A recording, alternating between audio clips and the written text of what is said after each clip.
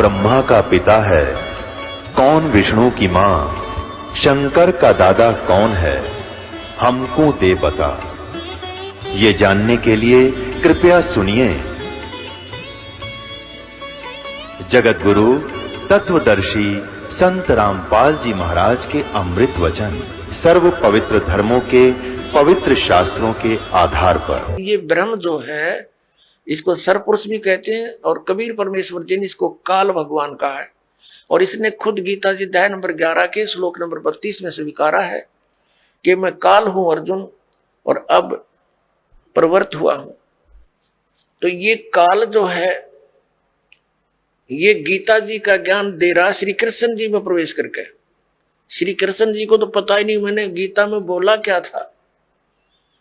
पुण्यात्मा, इस दास के वचन आपको सारे उठ पटांग से लगेंगे एक बार तो, लेकिन धैर्य से सब सुनते रहना। प्रमाण देखोगे गदगद हो जाओगे, दांतों तो उंगली दबाओगे कि बैठा बैठा दिया हमारे आचार्य और शंकराचार्यों ने सारा गलत ज्ञान सुना के। कख भी नहीं पता इन आचार्यों शंकराचार्यों हमारे तो हिंदू धर्म के गुरुओं को आज तक, ऋषि में ऋषियों को सतयुग से लेकर आज तक इनको कख भी पता नहीं वेदों और गीता का। अब आपको दिखाते हैं श्रीमद् भगवत गीता, इसके अध्याय नंबर 2 का अध्याय नंबर 2 श्रीमद् भगवत गीता श्लोक नंबर 12। न तो ऐसा ही है कि मैं किसी काल में नहीं था, अथवा तू नहीं था, अथवा ये राजा लोग नहीं थे, और न ऐसा ही है कि इससे आगे हम सब नहीं रहेंगे। आगे देखो, ये देखिएगा, ये है गीता अध्याय नंबर 4 और श्लोक नंबर ये 5 है। यहां से इसका अनुवाद इन्होंने यहां किया है। हे परंतम अर्जुन, मेरे और तेरे बहुत से जन्म हो चुके हैं, उन सबको तू नहीं जानता, मैं जानता हूं। फिर यहां 9वें में क्या कहा कि ये 9वां श्लोक है 4थे अध्याय का। हे अर्जुन, मेरे जन्म और कर्म दिव्य अर्थात अलौकिक हैं। अब यहां क्या बताया है, अध्याय नंबर 2 के श्लोक नंबर 17 में कहा कि अर्जुन, नाश रही तो उसको जान जिससे संपूर्ण जगत व्याप्त है। इस अविनाशी का विनाश करने में कोई भी समर्थ नहीं है। यानी गीता ज्ञान दाता से अन्य है कोई जो वास्तव में अविनाशी है। गीता जी अध्याय नंबर 15 के श्लोक नंबर 1 से 4 और 16-17 में इन 3 प्रभुओं की जानकारी, 3 पुरुषों की। अब पहले आपको अध्याय नंबर 10 का श्लोक नंबर 2 दिखाते हैं। ये देखिएगा, अध्याय नंबर 10 श्रीमद् भगवद गीता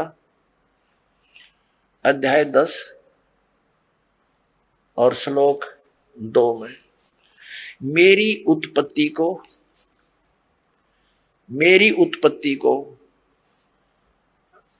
ये जो भी ये लिखते हैं प्रभाव माने उत्पत्ति को न देवता लोग जानते हैं न मैं ऋषिजन ही जानते हैं, क्योंकि मैं सब प्रकार से देवताओं का और महर्षियों का आदि कारण। अब ये क्या स्पष्ट हो गया कि गीता ज्ञान दाता ये ब्रह्म है, सरपुरुष है। श्री कृष्ण जी में प्रवेश करके ये बोल रहा है, ये कहता है मेरा जन्म तो हुआ है, उत्पत्ति तो हुई है, लेकिन ये ब्रह्मा विष्णु महेश और ये ऋषि नहीं जानते, क्योंकि ये इससे ही उत्पन्न हुए हैं। ये इसकी संतान है। ब्रह्मा विष्णु महेश इस ब्रह्म के पुत्र हैं और दुर्गा इन ब्रह्मा विष्णु महेश जी की माता है, श्री दुर्गा जी। अब गीता ज्ञान दाता ने ब्रह्म ने स्पष्ट कर दिया कि मैं नाशवान हूं, मेरी तो जन्म मृत्यु होती है, तो इसके साधक की भी जन्म मृत्यु होगी, क्योंकि ब्रह्मलोक में जाएगा और ब्रह्मलोक में गया हुआ प्राणी फिर जन्म मृत्यु में आता है। श्रीमद् भगवत गीता अध्याय नंबर 15 के श्लोक नंबर 1 से 4 और 16-17 में 3 पुरुष बताए हैं। उल्टा लटका हुआ संसार रूपी वृक्ष है, इसकी ऊपर को तो जड़ समझो, नीचे को 3 गुण रूपी शाखा। अब गीता ज्ञान दाता ने केवल इतनी ही संकेत किया है, ऊपर को जड़ है संसार रूपी वृक्ष की और नीचे को तीनों गुण रूपी शाखा है। बस शेष के लिए बता दिया कि वो तत्वदर्शी संत बताएगा गीता जी अध्याय नंबर 4 के श्लोक नंबर 34 में, जिसके विषय में कहा। और फिर उसकी पहचान बताई है गीता जी अध्याय नंबर 15 के श्लोक नंबर 1 में कि इस उल्टे लटके हुए संसार रूपी वृक्ष को के सभी विभागों को जो जानता है स वेदवित, वो तत्वदर्शी संत है। ये देखिएगा 15वां अध्याय है श्रीमद् भगवत गीता का और प्रथम श्लोक है। इसमें लिखा है कि ऊर्ध्व मूलम, ऊपर को, मूल, अधः शाखम, नीचे को शाखा, अश्वत्थम प्राहु अव्यम, ये पीपल का, संसार रूपी पीपल का वृक्ष अविनाशी कहा है। छंदासी यस्य पर्णानि, इसके पत्ते आदि, शाखा आदि सभी इसके छंद हैं, विभाग हैं। ये तम वेद, जो उन सभी विभागों को जानता है, स वेदवित, वो वेद के तात्पर्य से को जानने वाला है, वो तत्वदर्शी संत है। इनका अनुवाद पढ़िए।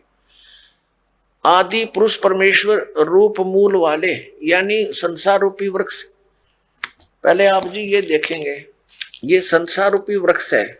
ऊर्ध्व मूलम, ऊपर को तो जड़ है, ऊर्ध्व मूलम, ऊपर को तो जड़ है और नीचे को ये शाखा है। ये एक संसार रूपी वृक्ष है। ये एक संसार रूपी वृक्ष जानो। अब ऊर्ध्व मूलम अधः शाखम, और जो संत इसके सभी विभागों को बता देगा वह तत्वदर्शी संत है। परमेश्वर ने 600 वर्ष पहले बताया था। अब समझो ये पेड़ है जो पृथ्वी से बाहर नजर आता है, इसको पेड़ बोलते हैं। तो परमात्मा कबीर जी स्वयं तत्वदर्शी संत की भूमिका करने आते हैं, सहशरीर आते हैं, जैसा कि वेदों में प्रमाण है। वो अपना ज्ञान उपदेश करते हैं। कबीर अक्षर पुरुष एक पेड़ है, निरंजन यानी सरपुरुष हुआ की डार, और तीनों देवा शाखा हैं, ये पात रूप संसार, और जड़े गुप्त हैं, वो प्रोक्ष है। ये देखिएगा। अब यहाँ क्या बताया, अक्षर पुरुष एक पेड़ है। ये तो समझो अक्षर पुरुष तना तो इस संसार रूपी वृक्ष का, इससे मोटी डार निकलती है, उनमें से एक मोटी डार ये सरपुरुष है, ये अक्षर पुरुष है। इसको परब्रह्म भी बोलते हैं, ये अक्षर पुरुष है इतना। और इससे ये डार निकली मोटी, ये सरपुरुष, ये ब्रह्म समझो, सरपुरुष ब्रह्म ज्योति निरंजन। और इसके ये 3 पुत्र हैं, रजगुण ब्रह्मा जी, सतगुण विष्णु जी, तमगुण शिव जी, और पात रूप संसार। अब ये गुप्त है, ये परमात्मा स्वयं है। अब हम पढ़ेंगे श्रीमद् भगवत गीता अध्याय नंबर 15 के श्लोक नंबर 1 से 4 और 16, 17। इनमें कंसेप्ट क्लियर होगा। देखिएगा, ये 15वां अध्याय, ये आपने पढ़ लिया। प्रथम मंत्र, प्रथम श्लोक, ऊर्ध्व मूलम, जड़ तो ऊपर को, नीचे न शाखा। ये संसार रूपी पीपल का वृक्ष, अविनाशी वृक्ष समझो। छंदासी यस्य पर्णानि, यानी जड़े, शाखा, पत्ते आदि इसके विभाग हैं। और ये तम वेद, जो उसको जानता है, स वेदवित, आदि पुरुष परमेश्वर मूल वाले। इन्होंने अधः शाखा का अर्थ गलत किया है, ब्रह्मा रूप मुख्य शाखा कर दिया। नहीं, ये देखो दूसरे श्लोक में 2 बार अधः शब्द है, इसका यहां अर्थ किया इन्होंने। अधः माने नीचे, अधः माने नीचे, स्पष्ट है। अधः माने नीचे, अधः माने नीचे। तो यहां भी अधः ही लिखना था, ये इनको ज्ञान नहीं था, इसलिए विचलित हो जाते थे। ऊर्ध्व मूलम अधः शाखम, ऊपर ने जड़ और नीचे को शाखा वाला। यह संसार रूपी पीपल के वृक्ष को अविनाशी कहते हैं। वेद जिसके पत्ते कहे गए हैं, उस संसार वृक्ष को जो पुरुष, जो व्यक्ति मूल सही तत्व से जानता है, जड़ से लेकर सभी भागों को तत्व से जानता है, सही जानता है, स वेदवित, वह वेद के तात्पर्य को जानने वाला है, अर्थात वो तत्वदर्शी संत है, जिसके विषय में चौथे अध्याय के 34वें श्लोक में कहा कि तत्वदर्शी संत के पास जाकर परमात्म तत्व के ज्ञान को समझ, उसके बाद जो वो कहे उस तरह करने से फिर वो प्राणी कभी लौट कर संसार में नहीं आते, उनकी जन्म मृत्यु सदा के लिए समाप्त हो जाती है। 15वें अध्याय के 1 से लेकर 4 तक का ये सारांश है। आगे क्या बताया है कि ये शाखा कौन है? रजगुण ब्रह्मा सतगुण विष्णु तमगुण शिव जी। देखिए ये 15वां अध्याय हम पढ़ रहे हैं, हमने 1 श्लोक क्लियर कर लिया। अब दूसरा इसमें लिखा है कि उस संसार वृक्ष की तीनों गुण रूप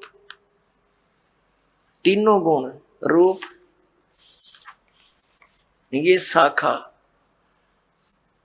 ये विषय भोग रूप विषय पर वाला, विषय विकारों वाली, ये तो देव मनुष्य रखिए तीनों नाम लिखा है, ये शाखा है। अधः माने नीचे, ऊर्ध्व माने ऊपर फैली हुई है। मनुष्य लोक में कर्मों के अनुसार बांधने वाली भी ये मूलानी यानी मुख्य कारण है, नीचे और ऊपर फैली हुई है, सब जगह नहीं, केवल नीचे और ऊपर। अब यहां ये कंसेप्ट क्लियर करना पड़ेगा, अब ये स्पष्ट करना पड़ेगा कि रजगुण ब्रह्मा जी, सतगुण विष्णु जी, तमगुण शिव जी है। इसके लिए देखिएगा मार्कंडेय पुराण, ये मार्कंडेय पुराण, और ये कहां से प्रकाशित है? गीता प्रेस गोरखपुर से। प्रकाशक है, मुद्रक है गीता प्रेस गोरखपुर, गोविंद वन कार्यालय कोलकाता का संस्थान। इसके 122-23 पृष्ठ पर दिखाते हैं आपको, ये देखिएगा। ये संक्षिप्त मार्कंडेय पुराण पृष्ठ 122 से हम प्रारंभ करेंगे। यहां लिखा है कि मार्कंडेय जी बोले, मार्कंडेय जी ज्ञान दे रहे हैं। अब हम 123 पर आ जाते हैं, 123 पर यहां आ गया। रजोगुण प्रधान ब्रह्मा, तमोगुण प्रधान रुद्र और सत्व प्रधान विश्व पालक विष्णु है। यही 3 देवता है और यही 3 गुण है। अपने आत्माओं, ये हमारे धर्म गुरु आचार्य शंकराचार्य मंडलेश्वर, इनमें से कुछ एक तो ठीक बताते हैं। जैसे इनसे कोई प्रश्न करता है कि क्या रजगुण ब्रह्मा, सतगुण विष्णु, तमगुण शिव जी हैं, जो बिल्कुल निष्पक्ष हैं, वो तो सही कह देते हैं कि हाँ बिल्कुल शास्त्रों में ऐसा ही लिखा है। और जो चतुरता दिखाते हैं, अपनी अज्ञानता का प्रतीक देते हैं, वो कहते हैं नहीं, ब्रह्मा विष्णु महेश कोई जड़ थोड़े ही है, और गुण तो जड़ है, लेकिन ये गुणी है, गुण नहीं है, गुणातीत है। बता अकल है इनमें। जैसे मिर्च है और मिर्च का गुण है मुंह जलाना। अब कोई नो कहे क्या मिर्च जो है मुंह जलाती है? वो कहने नहीं, मिर्च मुंह थोड़ा जलाती है, वो तो गुणी है, वो गुणों से रहित है। और मिर्च में गुण तो वही है, मुंह फूकने वाला। तो ऐसे ही ये चतुरता दिखाते हैं, क्योंकि इनका उद्देश्य ही जनता को भ्रमित करके अपना उल्लू सीधा रखना है। इनको जनता से कोई लेना देना नहीं, ऐसे व्यक्तियों को। लेकिन कुछ अच्छे भी हैं जो सच्चाई भी बताते हैं कि शास्त्रों में ऐसा ही लिखा है, शास्त्र आपके रूबरू में और कराते हैं। ये देखिएगा श्रीमद् देवी भागवत हिंदी टीका सहित भाग 1, इसमें संस्कृत भी साथ में है। अथ देवी भागवतम सभाष टीकम सहमात्यम। अब खेमरा श्री कृष्ण दास प्रकाशन मुंबई, खेमरा श्री कृष्ण दास प्रकाशन मुंबई। अब इसके 3रे स्कंद पर हम आगे हैं। अथ श्रीमद् देवी भागवते भाषा टीका युक्ते 3य स्कंद प्रारंभ थे। इसके 3रे स्कंद के 11वें पृष्ठ पर हम पढ़ेंगे। ये 11वां पृष्ठ है, ये 5वां अध्याय है, इसका 8वां श्लोक है। भगवान शंकर अपनी माता दुर्गा से कह रहे, हे माता, यदि हमारे ऊपर सदा आप दया युक्त हो तो हमको तमोगुण में किस प्रकार प्रदान किया है? ब्रह्मा रजोगुण और हरि सतोगुण युक्त किए हैं। फिर संस्कृत देखो, ये संस्कृत भी पढ़ेंगे हम, क्योंकि अब हम शिक्षित हैं। यदि दया धर्मना न सदा अंबिके कथम अहम विहित, क्यों मैं रच दिया, क्यों बना दिया? तमोगुण, मुझे तमोगुण क्यों बना दिया? कमल जय, कमल से उत्पन्न होने वाले ब्रह्मा को रजोगुण संभव, क्यों रजोगुण उत्पन्न कर दिया? सुवित सुविहित किमो सतोगुण हरि, और विष्णु जी को आपने सतोगुण क्यों बना दिया? इति सिद्धम रजगुण ब्रह्मा सतगुण विष्णु तम गुण शिव जी। तो परमात्मा कबीर देव जी ने, परमेश्वर ने स्वयं आकर यथार्थ ज्ञान दिया कि अक्षर पुरुष एक पेड़ है और सरपुरुष यानी निरंजन वा की डार, और तीनों देवा रजगुण ब्रह्मा सतगुण विष्णु तम गुण शिव जी, तीनों देवा शाखा है, ये पात रूप संसार है। अब हम इस पवित्र गीता अध्याय नंबर 15 के श्लोक 1 से 4 और 16-17 को पढ़ेंगे। अब आसानी से समझ में आ जाएगा, कंसेप्ट क्लियर हो गया। तीनों गुण रजगुण ब्रह्मा है, सतगुण विष्णु तम गुण शिव जी। अब देखिए गीता अध्याय नंबर 15 का और श्लोक नंबर हम 2 पढ़ रहे हैं। उस संसार रूपी वृक्ष की तीनों गुण रूप रजगुण ब्रह्मा सतगुण विष्णु तम गुण शिव जी, ये विषय पर वाला शाखा, अब संस्कृत भी साथ पढ़ेंगे हम। ये तीनों शाखाएं हैं, विषय भोग तरह का दी शाखाएं, नीचे और ऊपर। अब नीचे और ऊपर कैसे? जैसे ये श्रीमद् भगवत गीता का ज्ञान पृथ्वी लोक पर बोला जा रहा था, नीचे पाताल लोक पर, ऊपर स्वर्ग लोक पर, इन 3 लोकों पर ही इन ब्रह्मा जी, विष्णु जी और शिव जी का आधिपत्य है।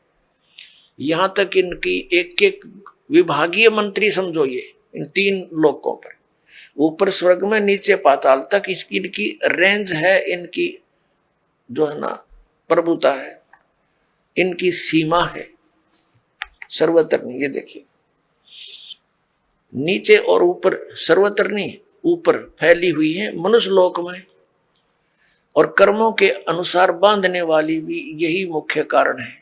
नीचे और ऊपर ये व्याप्त है। अब तीसरे में क्या बताया है कि इस संसार वृक्ष का गीता ज्ञान दाता ब्रह्म है, श्री कृष्ण जी में बोल रहा प्रवेश करके।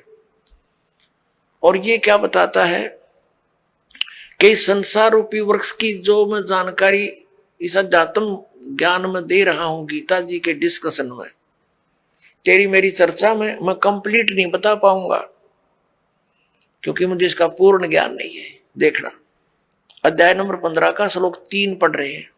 इस संसार वृक्ष का स्वरूप, संसार वृक्ष का स्वरूप जैसा कहा है वैसा यहां विचार काल में, तेरे मेरी चर्चा में, गीता जी के डिस्कशन में नहीं पाया जाता। यानी मैं नहीं जानता इस पूरे संसार के आदि और अंत को, संसार रूपी वृक्ष के यानी सब ब्रह्मांडों के बारे में नहीं कंप्लीट जानता, क्योंकि न तो इसका आदि है और न अंत, और तथा न इसकी अच्छी प्रकार से स्थिति है। इसलिए इस सुविरुद्ध मूलम यानी जड़ जो है वो परमात्मा है, वो अविनाशी है, उसका लोक भी अविनाशी है। अति दृढ़ मूल वाले यानी इस अविनाशी मूल वाले संसार रूपी पीपल के वृक्ष को दृढ़ माने दृढ़, असंग शस्त्रेण का अर्थ इन्होंने कर दिया वैराग रूप शस्त्र द्वारा नहीं, तत्व ज्ञान रूपी शस्त्र द्वारा काट कर यानी अच्छी तरह समझ कर। अब चौथे में क्या कहा है, 15वें अध्याय का 4था श्लोक। उसके पश्चात उस परम पद रूप परमेश्वर को भली भांति खोजना चाहिए, जिसमें गए हुए पुरुष फिर लौटकर संसार में नहीं आते, और जिस परमेश्वर से इस पुरातन संसार रूपी वृक्ष की प्रवृत्ति विस्तार को प्राप्त हुई है, उसी आदि पुरुष नारायण यानी परम अक्षर ब्रह्म की शरण में मैं हूं। इस प्रकार दृढ़ निश्चय करके उस परमेश्वर का ही मनन और निधि ध्यान करना चाहिए। अब इसमें क्या स्पष्ट हो गया कि गीता ज्ञान दाता कहता है कि मैं कंप्लीट नॉलेज नहीं रखता, और तत्वदर्शी संतों के पास जाकर उनको समझ, उसके पश्चात परमेश्वर के उस परम पद की खोज करनी चाहिए, जहां जाने के बाद साधक लौटकर फिर कभी संसार में नहीं आते, यानी उनका पूर्ण मोक्ष होता। गीता ज्ञान दाता अपनी स्थिति स्पष्ट करते हुए गीता अध्याय नंबर 2 के श्लोक 12 में, गीता जी अध्याय नंबर 4 के श्लोक 5 और 9 में, गीता अध्याय नंबर 10 के श्लोक नंबर 2 में स्पष्ट करता है कि अर्जुन तेरे और मेरे बहुत जन्म हो चुके हैं, तो नहीं जानता मैं जानता। इससे सिद्ध है कि ये तो नासवान है, स्पष्ट हुआ। और ये भी स्पष्ट हुआ कि ब्रह्म है जो गीता जी बोल रहा, श्री कृष्ण जी में इसका ओम नाम है। ओम नाम के जाप से ब्रह्मलोक प्राप्ति होती है। ब्रह्मलोक में गए हुए प्राणी भी जन्म मृत्यु में ही रहते हैं। तो ये ब्रह्म की साधना से भी मोक्ष प्राप्त नहीं हो सकता, वो स्थान प्राप्त नहीं हो सकता जहां जाने के बाद साधक कभी लौटकर संसार में नहीं आते। वो कौन है? वो परम अक्षर ब्रह्म की साधना करने से। जैसे गीता जी अध्याय नंबर 4 के श्लोक नंबर 25 से लेकर 30 तक गीता ज्ञानदाता ने कहा है, कोई तो देवताओं की पूजा करता है, कोई केवल तीक्ष्ण व्रत रखता है, जैसे इन अहिंसावादी व्रत रखता है, जैसे मुंह पर पट्टी बांध कर नंगे पैरों घूमना, और कुछ स्वाध्याय ही करते हैं, जैसे गीता जी का नित्य पाठ कर लेना, वेदों का अध्ययन करते रहना। कोई प्राणायाम करता है, कोई केवल हवन यज्ञ ही करते हैं, और सभी अपनी साधनाओं को पाप नाशक जानते हैं। यदि उनको ये पता चल जाए कि ये पाप नाशक नहीं है तो सब कोई ना करे उनको। ये साधक उसी समय तक उस साधना को कर रहा है जब कोई इसका पता नहीं कि सही नहीं है, तब छोड़ देगा उसी दिन। तो इसके लिए बताया कि चौथे अध्याय के 32वें श्लोक में कि इस प्रकार की जो 25 से लेकर और 30 तक जिन श्लोकों में जानकारी दी है, इस प्रकार की बहुत सारे धार्मिक यज्ञों की, धार्मिक अनुष्ठानों की जानकारी सच्चिदानंद घन ब्रह्म की वाणी में विस्तार से कही गई है। अब सच्चिदानंद ब्रह्म की वाणी, क्योंकि वो परमात्मा सतलोक से चलकर आता है, अपने मुख कमल से उपदेश देता है, ज्ञान सुनाता है, वो सूक्ष्म वेद होता है, वो तत्व ज्ञान होता है। वो तत्व ज्ञान है, उसके अंदर बहुत विस्तार के साथ ये अध्यात्म मार्ग बताया गया है, अध्यात्म ज्ञान कहा गया है।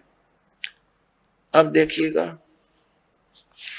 अध्याय नंबर 4 पर ले चलते हैं आपको। पहले थोड़ा सा श्रीमद् भगवद गीता अध्याय नंबर 4 और श्लोक नंबर 25 में, दूसरे योगीजन देवताओं का पूजन रूप यज्ञ मन धार्मिक अनुष्ठान भली भांति किया करते हैं, पर उपासते यानी पूजन करते हैं, और अन्य योगीजन ब्रह्म साधना करते हैं, इसका यह अर्थ है। और 26 में कहा कि अन्य योगीजन श्रोत्र आदि समस्त इंद्रियों को संयम रूप अग्नि में हवन किया करते हैं, दूसरे शब्द आदि करते रहते हैं। ये समस्त विषयों को इंद्रिय रूप यज्ञ अग्नि में हवन किया करते हैं। 27 में लिखा है कि दूसरे योगीजन संपूर्ण क्रियाओं, इंद्रियों की संपूर्ण क्रियाओं और प्राणों की समस्त क्रियाओं को ज्ञान से प्रकाशित आत्म संयम रूप अग्नि में हवन किया करते हैं, यानी कुछ तो अपने इंद्रियों को ही संयम करने में लगे रहते हैं। 28 में कहा है कि कई पुरुष द्रव्य संबंधी यज्ञ करते हैं, यानी कि तब भंडारे कर दिए, कांबड़ बांट दिए, कोई मंदिर बनवा दिया, इस तरह करते रहते हैं, और कुछ तपस्या करते रहते हैं। तो कहने का भाव ये है कि अब हम 32 पर आते हैं, अपने मतलब की बात लेते हैं। ये गीता अध्याय नंबर 4 के श्लोक नंबर 32 में क्या कहा है? इसमें क्या है कि एवं बहुविधा यज्ञा वितता ब्रह्मणे मुखे, ये ब्रह्मणे शब्द लिखा है, यह इन्होंने अनुवाद गलत कर दिया। कर्मजान विदितान सर्वान एवं ज्ञातवा विमोक्ष से, इस प्रकार और भी बहुत तरह के यज्ञ माने धार्मिक अनुष्ठान ब्रह्मणे मुखे, इन्होंने वेद की वाणी में कर दिया, ये गलत कर दिया। यहां देखिएगा अध्याय नंबर 17 के और श्लोक नंबर 23 में यही ब्रह्मणे शब्द है इसके अंदर। श्रीमद् भगवद गीता अध्याय नंबर 17 का श्रीमद् भगवद गीता और श्लोक नंबर 23 में ओम तत्सत इति निर्देश है ब्रह्मणे तिर्विद समर्थ है ब्राह्मणा तेन वेदा च यज्ञा च विहिता पुरा। इसका अनुवाद इन्होंने किया कि ओम ओम तत् तत् सत सत, ओम तत्सत ऐसे ही है। 3 प्रकार का ब्रह्म ने माने सच्चिदानंद घन ब्रह्म का नाम कहा है। ब्रह्म का अर्थ सच्चिदानंद घन ब्रह्म समझो। अब यहां आ जाते हम फिर गीता जी के चौथे अध्याय के हम फिर 32वें श्लोक में आते हैं। 32वें श्लोक में अब ये ब्रह्म ने जो मुख्य लिखा है इन्होंने यहां गलत अनुवाद कर दिया। इस प्रकार बहुत तरह के यज्ञ सच्चिदानंद घन ब्रह्म की वाणी में विस्तार से कहे गए। ये तत्व ज्ञान है सच्चिदानंद घन ब्रह्म, यानी परम अक्षर ब्रह्म सतपुरुष कबीर साहब सतलोक से चल कर आते हैं और अच्छी आत्माओं को मिलते हैं, तत्व ज्ञान बताते हैं, फिर उनके द्वारा बोली गई कबीर वाणी लिपिबद्ध कर ली जाती है। तो उस कबीर वाणी में यानी सच्चिदानंद घन ब्रह्म की वाणी में जो उनके मुख कमल से बोली गई है उसमें वो ज्ञान तत्व सब धार्मिक अनुष्ठानों की जानकारी पूर्ण रूप से विस्तार से कही गई है। वो तत्व ज्ञान है। उसको जानने के बाद फिर सभी कर्मों से मोक्ष प्राप्त हो जाता है। उस फिर चौथे अध्याय के 34वें श्लोक में कहा है, देखिएगा ये देखना, चौथे अध्याय का 32वां श्लोक कंप्लीट पढ़ते हैं, अब समझ में आएगा। इस प्रकार और भी बहुत तरह के यज्ञ माने धार्मिक अनुष्ठानों की जानकारी, ये सच्चिदानंद घन ब्रह्म की वाणी पढ़ना, इसको ये गलत लिखा, ब्रह्म माने वेद नहीं हो सकता, ब्रह्म न माने सच्चिदानंद घन ब्रह्म की वाणी यानी परम अक्षर ब्रह्म की वाणी, इसको तत्व ज्ञान भी कहते हैं। मैं विस्तार से कहे गए हैं उन सब को तू कर्म जान, यानी नाम उठत नाम बैठत नाम सोत जाग वे, काम करते करते दैनिक कर्म करते करते उनका उसमें साधना होती है। कर्म जान शारीरिक मन इंद्रिय और शारीरिक क्रियाओं द्वारा संपन्न होने वाले हैं, वो उसमें लिखा वो काम करते करते क्रियाएं करते हैं। कर्म योग के द्वारा संपन्न होते हैं वो सब क्रियाएं। इस प्रकार तत्व से जानकर उनके अनुष्ठान द्वारा तो कर्म बंधन से सर्वथा मुक्त हो जाएगा।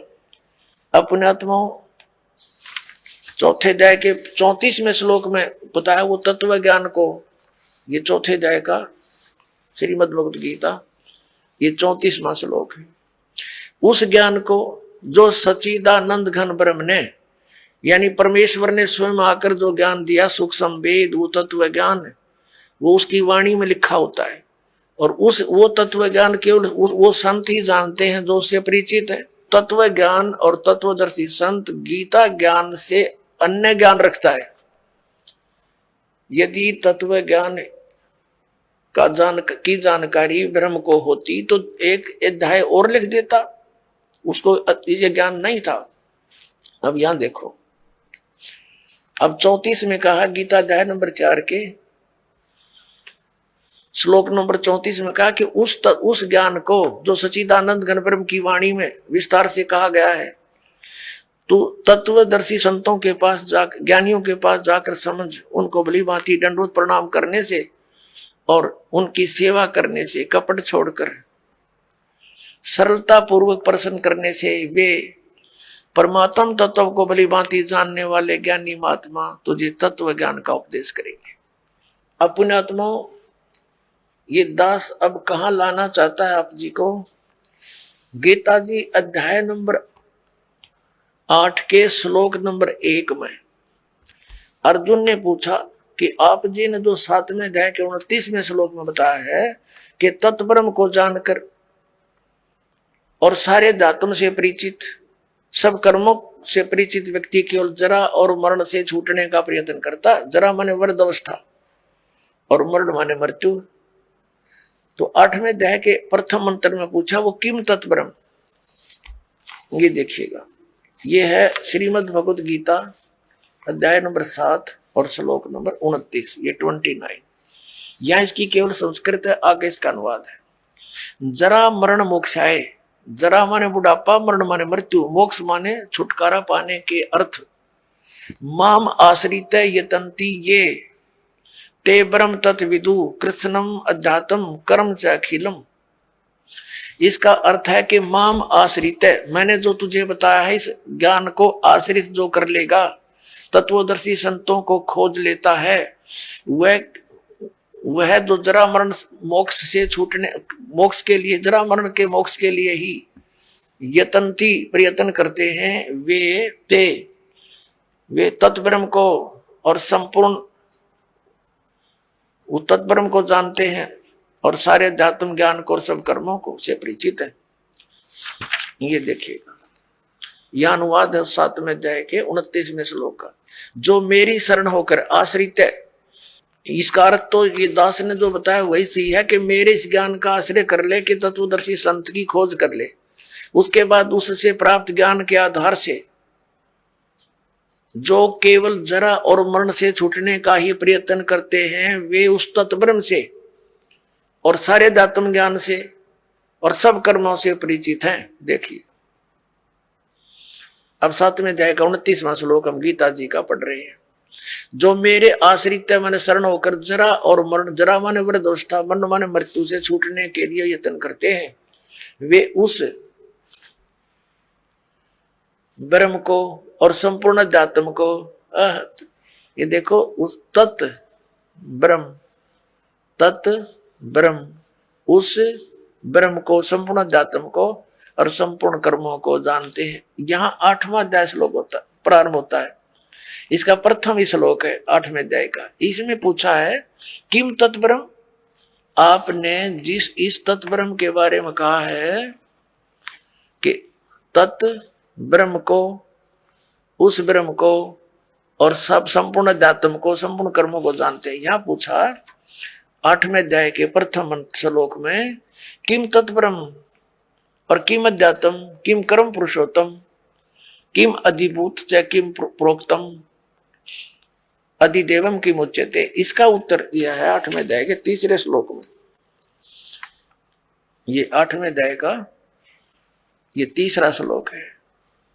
वह परम अक्षर ब्रह्म है, परम अक्षर ब्रह्म है। 3रे श्लोक में उत्तर दिया। अपना आत्मा।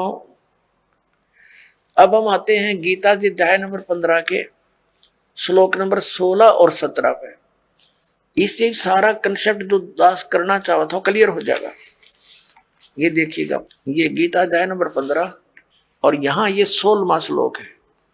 इसमें 2 पुरुष बताए हैं, दिव्यम द्वौ इमौ पुरुषौ, 2 पुरुष, 2 प्रभु, 2 स्वामी, एक सर और एक अक्षर। इसको सर पुरुष कहो। इस दोनों पुरुषों को यहाँ लगा सकते हैं, सर पुरुष और अक्षर पुरुष।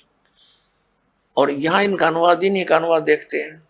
इस संसार में नासवान और अविनाशी भी ये 2 प्रकार के पुरुष माने प्रभु, पुरुष माने स्वामी भगवान कहे हैं। और सब प्राणियों के शरीर नासवान है और जीवात्मा अविनाशी कहा जाता है। इसका भावार्थ ये है, एक सरपुरुष तो ये ब्रह्म है, अक्षर पुरुष ये परब्रह्म है, सरपुरुष जो है ये ब्रह्म 21 ब्रह्मांड का स्वामी है, और अक्षर पुरुष ये 7 संग ब्रह्मांड का स्वामी है। ये दोनों भी और इनके अंतर्गत जितने प्राणी हैं सब नासवान है, लेकिन जीवात्मा तो किसी की भी नहीं मरती, वो तो विषय ही अलग है। अब ये स्पष्ट कर दिया, ये तो दोनों नासवान है, सरपुरुष भी और अक्षर पुरुष भी। भले ही अक्षर माने अविनाशी होता है, लेकिन इसकी बहुत ज्यादा लंबी आयु है, जिस कारण से इसको अक्षर कह रहे हैं, लेकिन ये वास्तव में अविनाशी नहीं है। इसका कंसेप्ट 15वें अध्याय के 17वें श्लोक में स्पष्ट कर दिया कि उत्तम पुरुष है तू अन्य और परमात्मा इति उदाहरते। देखना 15वें अध्याय का हमने 16वां पढ़ लिया, 17वां पढ़ेंगे। उत्तम पुरुष है तू अन्य परमात्मा इति उदाहरते। यह लोग तरम आविश्य विवर्ती अवय ईश्वर है। उत्तम पुरुष यानी श्रेष्ठ परमात्मा तो इन दोनों से कोई अलग है। 2 पुरुष 16वें में कहे उनसे अन्य है, और जो तीनों लोकों में प्रवेश करके सबका धारण पोषण करता है। अविनाशी परमेश्वर परमात्मा इस प्रकार कहा गया है। अपने आत्मा, अभी आपने उल्टा लटका हुआ संसार रूपी वृक्ष देखा, ये देखिएगा, ये उल्टा लटका हुआ संसार रूपी वृक्ष है, और इसके ऊपर न जड़ नीचे को 3 गुण रूपी शाखा है। तो जड़ से ही पूरे वृक्ष को आहार मिलता है। तीनों लोकों में प्रवेश करके सबका धारण पोषण ये मूल रूपी परमात्मा परम अक्षर ब्रह्म ही सब संसार का धारण पोषण करता है। ये संसार रूपी वृक्ष है। संसार रूपी वृक्ष की जो मूल है परम अक्षर ब्रह्म, ये देखो श्रीमद् भगवत गीता अध्याय नंबर हम 15 का और श्लोक नंबर हम ये 17वां पढ़ रहे हैं।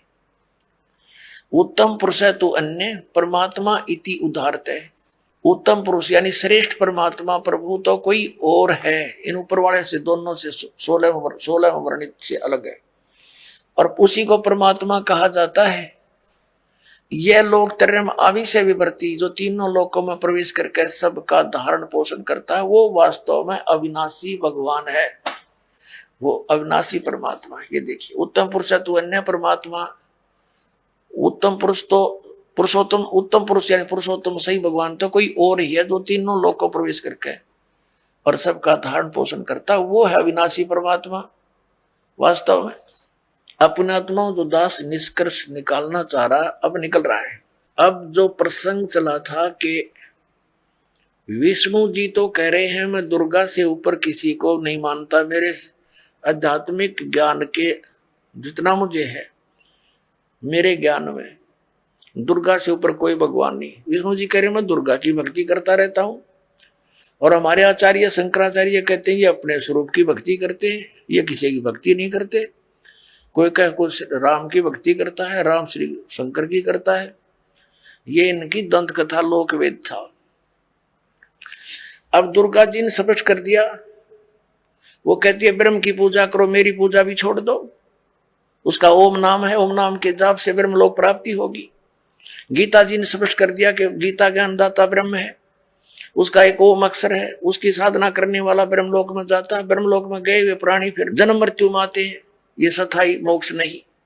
अब गीता ज्ञानदाता 18वें अध्याय के 62वें श्लोक में और गीता अध्याय नंबर 15 के 1 से 4 में और 18वें अध्याय के 62 और 66 में, इन श्लोकों में ये स्पष्ट कर रहा कि उस परमेश्वर की भक्ति करनी चाहिए, उस परम अक्षर ब्रह्म की, जो 8वें अध्याय के 3रे श्लोक में जिसके विषय में कहा है, उसकी भक्ति करनी चाहिए। उसकी साधना करने से प्राणी कभी लौटकर संसार में नहीं आता, परमेश्वर के उस परम पद की प्राप्ति हो जाती है। और गीता जी अध्याय नंबर 18 के श्लोक नंबर 62 में कहा कि तू सर्वभाव से उस परमेश्वर की शरण में जा, उसकी कृपा से तू परम शांति को और सनातन परम धाम को प्राप्त होगा, यानी फिर कभी जन्म मृत्यु नहीं होगी। अपनी इसने स्पष्ट कर दी, तेरी और मेरी जन्म मृत्यु सदा बनी रहेगी। अपने आत्मा आज सुबह भी यही विषय रहा था, लेकिन जब तक ये ग्रंथ रूबरू नहीं हो जाते तब तक हमें विश्वास नहीं होता, क्योंकि हम दूध के जले हुए और छाछ को भी फूंक मार कर पीते हैं। तो दास चाहता कि आपको इतना दृढ़ कर दूं कि आप सदग्रंथों को देखकर बिल्कुल पक्के हो जाओ और फिर त्याग दोगे उन नकली गुरुओं, आचार्यों और शंकराचार्यों को और अपना कल्याण कराओगे। श्रीमद् भगवत गीता अध्याय नंबर 8 के श्लोक नंबर 3 में स्पष्ट हो गया कि वो परम अक्षर ब्रह्म है। श्रीमद् भगवत गीता अध्याय नंबर 15 के श्लोक नंबर 1 से 4 और 16, 17 में स्पष्ट हो गया कि ऊपर को जड़ तो पूर्ण परमात्मा है, अक्षर पुरुष उसका तना है, सरपुरुष डार है, तीनों गुण रजगुण ब्रह्मा सतगुण विष्णु तम गुण शिव जी, ये संसार रूपी वृक्ष की शाखा है। और ये भी स्पष्ट हो गया कि सबका धारण पोषण करने वाला और वास्तव में अविनाशी परमात्मा परम अक्षर पुरुष है, परम अक्षर ब्रह्म है। अब गीता अध्याय नंबर 8 के श्लोक नंबर 5 में और 7 में गीता ज्ञानदाता अपनी साधना के लिए कहता मेरी भक्ति कर। उसके लिए मंत्र इसने बता दिया 8वें अध्याय के 13वें श्लोक में कि मेरा एक ओम अक्षर है, नथिंग एल्स, और मेरी भक्ति करनी है तो ओम अक्षर है तो मुझे प्राप्त होगा, लेकिन युद्ध करना पड़ेगा। और परम अक्षर ब्रह्म की शरण में जाना है, उसकी भक्ति करनी है तो उसका मंत्र बता दिया 17वें अध्याय के 23वें श्लोक में, ओम तत्सत इति निर्देश है ब्रह्मण त्रिविध समर्थ है। ब्रह्मण माने उस परम अक्षर ब्रह्म के पाने की उसकी भक्ति का केवल ओम तत्सत इन 3 मंत्र के जाप का सिमरण करने का, 3 प्रकार से सिमरण करने का आदेश है, निर्देश। निर्देश माने फाइनल फैसला, नथिंग एल्स। तो उसकी साधना करने से तो वो 8 में जाके 8, 9, 10 श्लोक में कहा कि उसकी भक्ति करेगा तो उस परमात्मा को, परम अक्षर ब्रह्म को प्राप्त होगा। जब उसकी साधना करने से वहां प्राणी चला जाता, जहां जाने के बाद फिर लौटकर संसार में नहीं आते।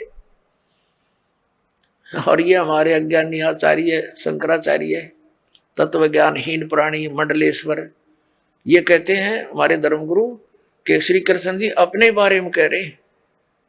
हर इसमें कंसेप्ट क्लियर कर रखा है, 2 परमात्मा, नारे नारे 3 बोले हैं, 3 बताए हैं, लेकिन 2 का ही अधिक रोल है, क्योंकि हम सरपुरुष के लोक में रहते हैं और परम अक्षर ब्रह्म के लोक में हमने जाना है।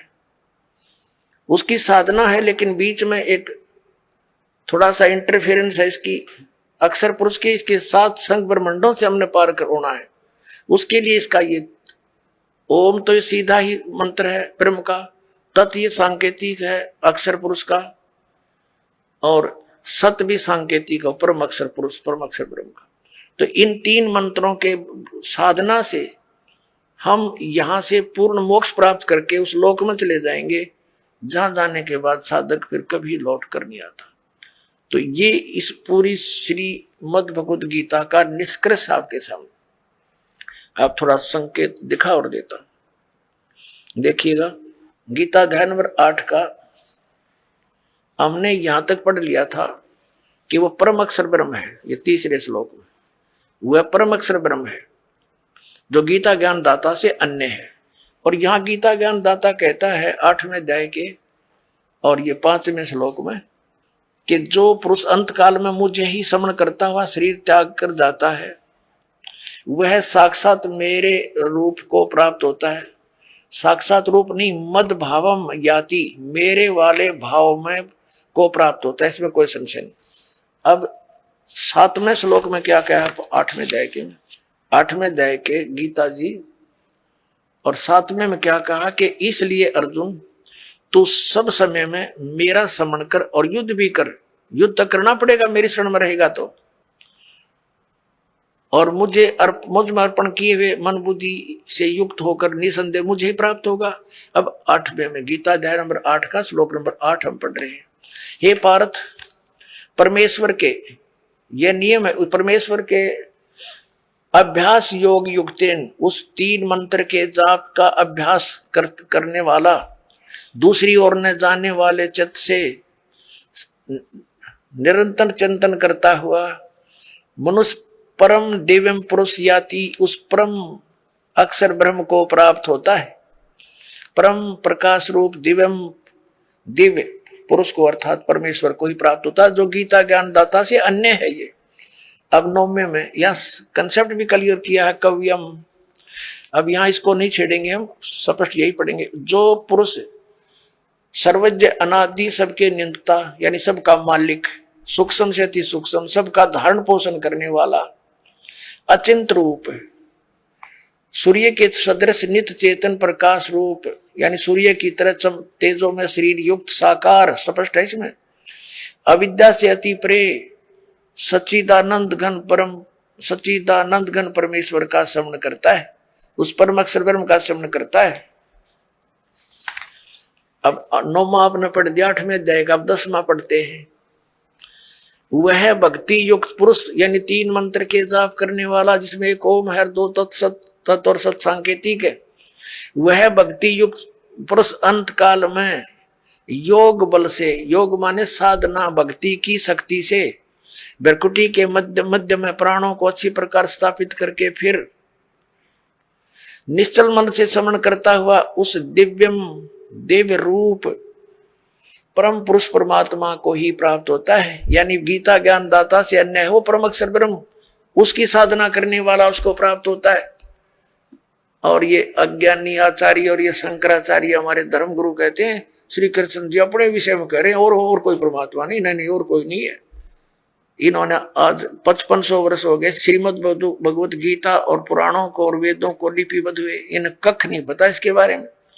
आचार्य का अर्थ गुरु होता है, और गुरु अध्यापक होता है जो सिलेबस से पूरा परिचित हो, मास्टर हो। और जिसने कख नहीं पता वो काय का टीचर, काय का आचार्य। ये डबो दिया सारा देश, हिंदू समाज को इन्होंने भूत बनवा के फिर उनने की पूजा करवाते हैं, श्राद्ध निकलवा कर अपना पोषण करते हैं लोग। अपने आत्माओं, ये तो कंसेप्ट क्लियर हुआ कि श्रीमद् भगवद गीता अध्याय नंबर 18 के श्लोक नंबर 62 में और 66 में गीता ज्ञानदाता ब्रह्म है, सरपुरुष है, अपने से अन्य उस परम अक्षर ब्रह्म की शरण में जाने को कहता है। वो परम अक्षर ब्रह्म कौन है ये दास बताओगा।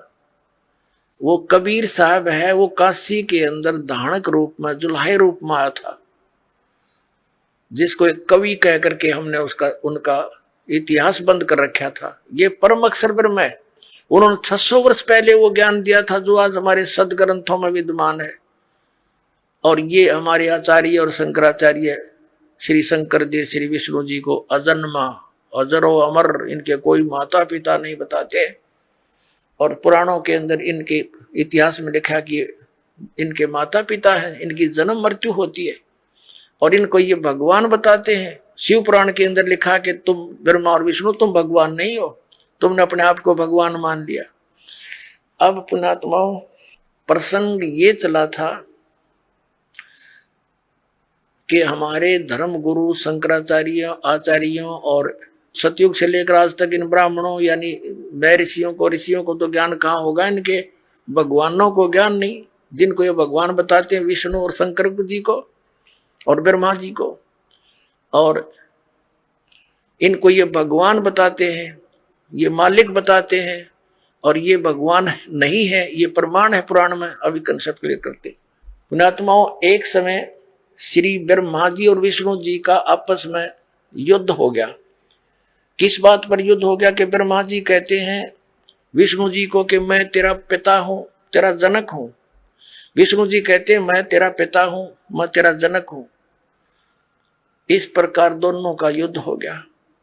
इनके दोनों के युद्ध को समाप्त कराने के लिए ऊपर से इनके पिता ने, इस ब्रह्म ने, सरपुरुष ने इनके बीच में एक सतम खड़ा कर दिया, लिंग, बहुत बड़ा पिलर तेजों में।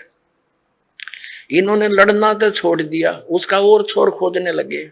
फिर यहां पर यह प्रकट हो गया शिव जी का रूप धारण करके। ये ऐसे छल करता है, इसने प्रतिज्ञा कर रखी है कि मैं अपने वास्तविक काल रूप में कभी किसी के सामने प्रकट नहीं होऊंगा। इसका काल रूप कौन सा है? गीता जी अध्याय नंबर 11 के श्लोक नंबर 47-48 में ये कहता है कि अर्जुन देख, ये है मेरा काल रूप, विराट रूप, और इसकी प्राप्ति ना वेदों वर्णित विधि से, ना जप से, ना तप से, ना यज्ञ से, किसी प्रकार से नहीं हो सकती। ये तो मैं अपना अनुग्रह करके तेरे ऊपर कृपा की है, तेरे से पहले इसको किसी ने नहीं देखा था और ना आगे कोई देख सकता।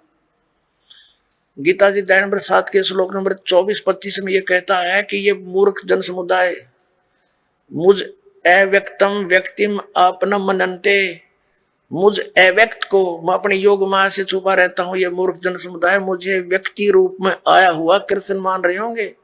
I am not Krishna. तो वो छुपा रहता है, ऐसी छल क्या करता है, कभी विष्णु रूप का धारण करके किसी को दर्शन दे देता है, ऋषि को, साधक को। तो वो विष्णु जी की महिमा गाता है कि आप ही सर्वशक्तिमान हो, मैंने समाधि काल में आपके दर्शन हुए, आप छुपाए हो अपने आप को। ऐसे ही कोई साधक साधना कर रहा है ब्रह्म की, तो उसको ब्रह्मा के रूप में दर्शन दे देता है। वो कहता है ये ब्रह्मा जी सर्वशक्तिमान है, ये छुपाए बैठे अपने आप को, और किसी को शंकर भगवान के रूप में दर्शन दे देते। तो वो कहते हैं शंकर भगवान ही सर्वेश्वर है। तो इस प्रकार ये भ्रम फैला रखा था इस काल भगवान ने, और इसी के आधार से श्री ब्रह्मा जी, श्री विष्णु जी को भ्रम हो गया कि मैं सृष्टि रचना पालन करने वाला, ब्रह्मा जी का मैं उत्पत्ति करने वाला। विष्णु जी को ये था कि तू मेरी नाभि कमल से उत्पन्न हुआ। ब्रह्मा जी कहते हैं मैं सारी सृष्टि का उत्पन्न करने वाला हूं, मैं प्रजापिता हूं। इन दोनों का युद्ध हो गया। तो तब ये आके खड़ा हो गया उनके पास और उनसे क्या कहता है कि तुमने अज्ञानता से अपने आप को ईश मान लिया, भगवान मान लिया, यू आर नॉट गॉड। ये दिखाता हूं आपको, ये देखिएगा श्री शिव महापुराण हिंदी टीका सहित भाग 1। ये श्री शिव महापुराण, इसके कौन है लेखक? विद्यावृद्धि पंडित ज्वाला प्रसाद जी मिश्र कृत हिंदी टीका सहित खेमरा श्री कृष्ण दास प्रकाशन मुंबई। ये शिव महापुराण है। इसके हम विद्वेश्वर संहिता पर पहुंचते हैं। ये 11 पृष्ठ विद्वेश्वर संहिता शिव पुराण अध्याय 6 में यहाँ पर नंदी केश्वर यानी वो नंदी बैल बता रहा है भगवान शंकर का। नंदी केश्वर बोले कि हे योगेंद्र, एक समय विष्णु भगवान शेष सैया पर अपने गरुड़ आदि पार्षदों के से संयुक्त लक्ष्मी सहित शयन करते थे। उस समय ब्रह्म ज्ञानियों में श्रेष्ठ ब्रह्मा जी अपनी इच्छा से वहां आए। सब प्रकार सुंदर सेज पर शयन करते हुए कमल लोचन विष्णु जी से पूछने लगे, तुम कौन हो? मुझे देखकर अभिमानी पुरुष के समान शयन करते हो। वत्स बेटा उठो, देखो मैं तुम्हारा स्वामी आया हूं। आए हुए स्वामी का गुरु को देखकर भी जो अभिमान करता है वह उस द्रोही मूड का प्रायश्चित होना निश्चित है। यह सुनकर विष्णु जी के अंतर में क्रोध हुआ, पर ऊपर से दिखाया नहीं, परंतु बाहर से शांत रहे और बोले, बेटा वत्स ब्रह्मा। विष्णु जी बोले ब्रह्मा जी को, वत्स बेटा तुम्हारा मंगल हो, बैठो इस आसन पर विराजो। इस समय तुम्हारे नेत्र कुटिल और मुख वक्र क्यों हो रहा है? ब्रह्मा जी बोले, हे वत्स विष्णु, तुमको समय के प्रभाव से अभिमान है। हे पुत्र, मैं तुम्हारा रक्षक और जगत का पिता मैं हूं। विष्णु जी बोले, यह तो सब जगत मुझ में सतीत है। तुम चोर के समान किस प्रकार अपना कहते हो? तुम मेरी नाभि कमल से उत्पन्न हुए हो, इससे तुम मेरे पुत्र हो। इनका लठ बाज गया। ये गणी ना पढ़ावे आगे आते, इनका आपस में लट्ठम लट्ठा हो गए। देवता फूल बरसाने लग गए।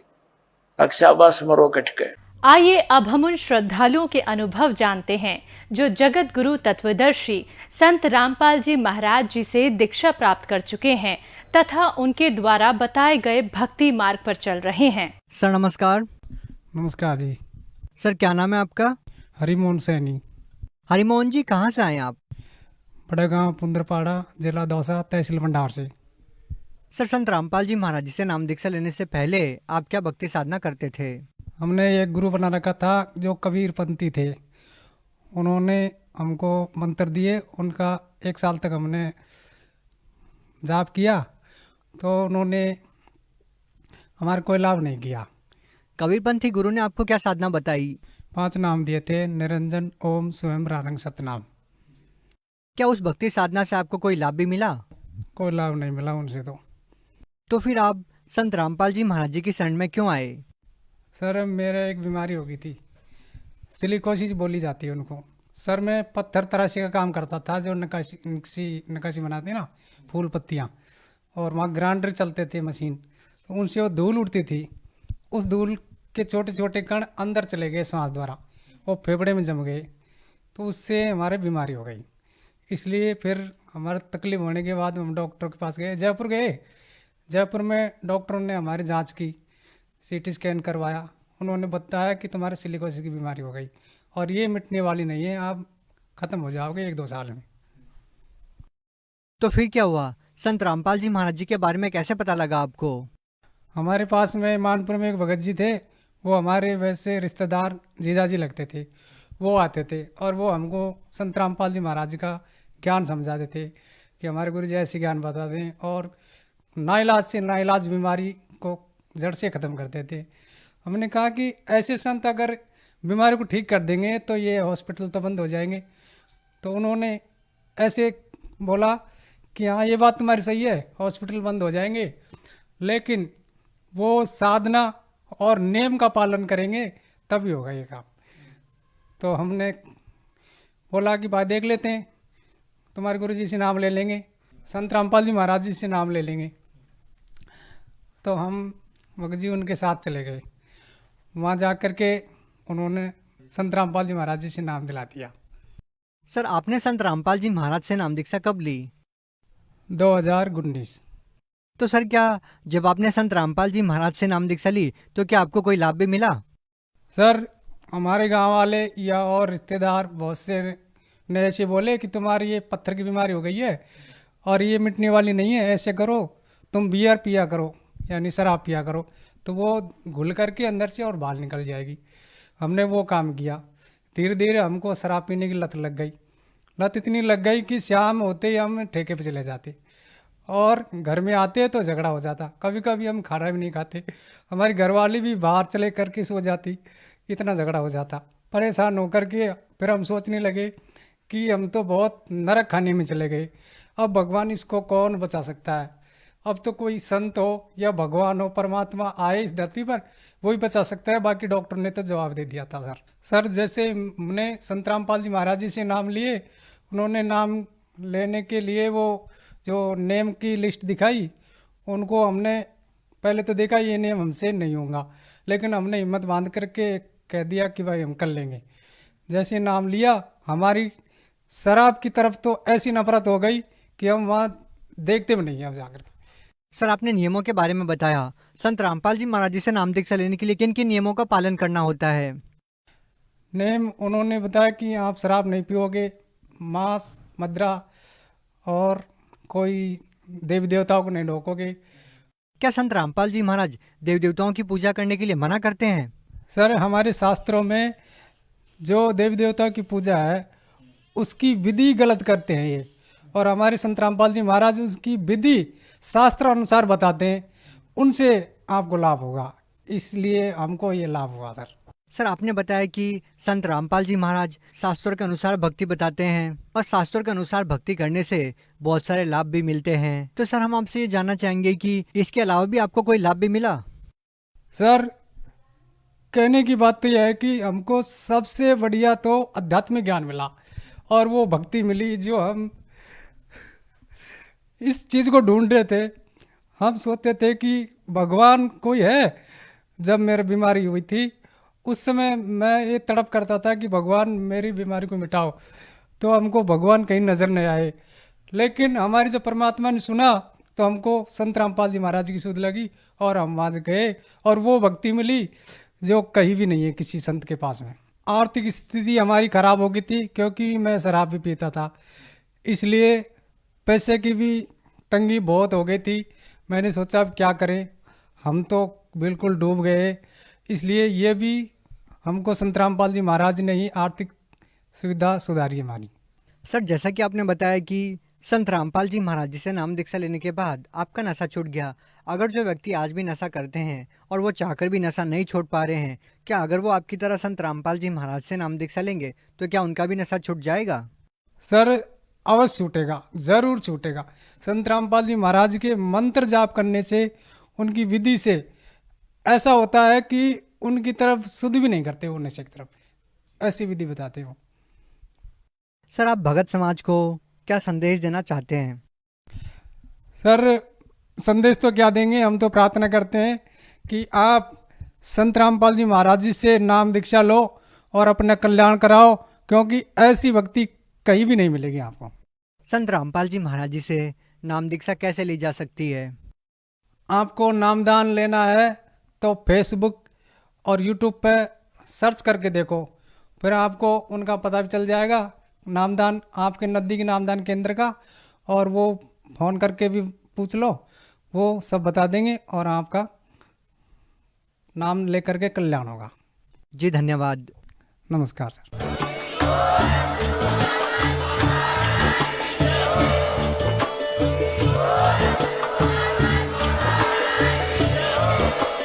आप सुन रहे थे जगत गुरु तत्वदर्शी संत रामपाल जी महाराज जी के मंगल प्रवचन। अधिक जानकारी के लिए विजिट कीजिए हमारी वेबसाइट www.jagatgururampalji.org। संत रामपाल जी महाराज जी के शुभ आशीर्वाद से पूरे विश्व भर में 500 से भी ज्यादा नाम दीक्षा केंद्र हैं, जिन पर संत रामपाल जी महाराज जी द्वारा ऑनलाइन निशुल्क नाम दीक्षा दी जा रही है। अपने नजदीकी नाम दीक्षा केंद्र का पता करने के लिए संपर्क करें 8222